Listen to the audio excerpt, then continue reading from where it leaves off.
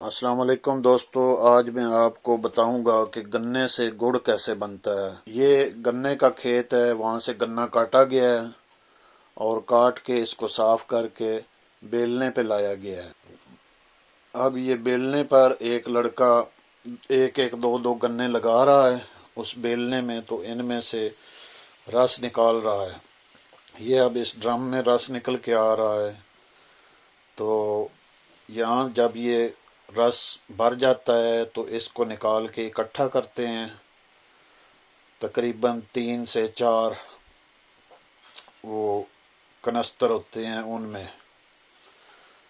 تو یہاں سے یہ رس نکل کے پھر دوسرے کڑاہ میں جائے گا۔ یہ ٹریکٹر کے ساتھ اس بیلنے کو چلایا ہوا ہے انہوں نے، پہلے زمانے میں بیلوں سے چلتا تھا، تو آج کل جدید مشینری آ گئی ہے تو بیلوں والے کام جو ہیں وہ مشینوں سے لیے جا رہے ہیں۔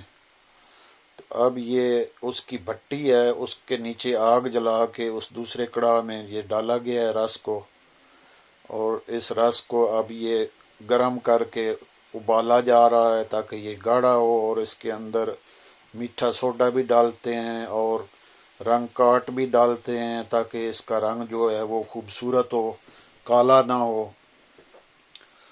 تو اب اس کو نیچے آگ جلا کے پکایا جا رہا ہے تاکہ یہ گاڑھا ہو جائے۔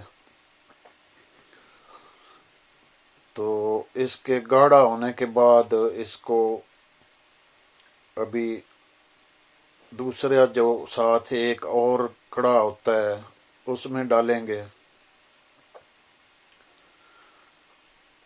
یہ اسپیشل کھانے کے لیے بنوایا جا رہا ہے۔ ابھی دیکھیں اس کے بلبلے نکل رہے ہیں اور کافی حد تک گاڑھا بھی ہو چکا ہے۔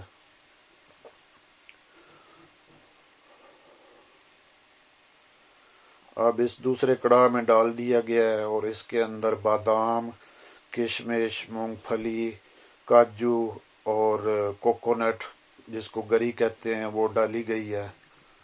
اس کے اندر دیسی گھی بھی ڈالا گیا ہے۔ اب اس کو یہاں وہ ہلایا جا رہا ہے تاکہ یہ ٹھنڈا ہو جائے اور ساری چیزیں مکس ہو جائیں۔ ساری چیزیں مکس کرنے کے بعد اب اس کی یہ پیسیاں بنائی جا رہی ہیں۔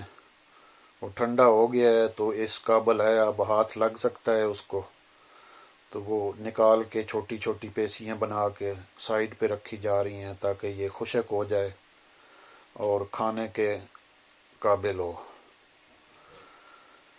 تو پہلے زمانے میں بھی گڑ بنتا تھا، آج بھی لوگ بناتے ہیں۔ جب تک یہ سفید چینی نہیں تھی اس وقت تک لوگ یہ گڑ ہی کھاتے تھے، ہمارے باپ دادا جو تھے۔ تو آپ دیکھیں ان میں کوئی یہ شوگر کی بیماری اس ٹائم نہیں تھی، بلڈ پریشر نہیں تھا، کوئی کسی کو ہارٹ اٹیک نہیں ہوتا تھا۔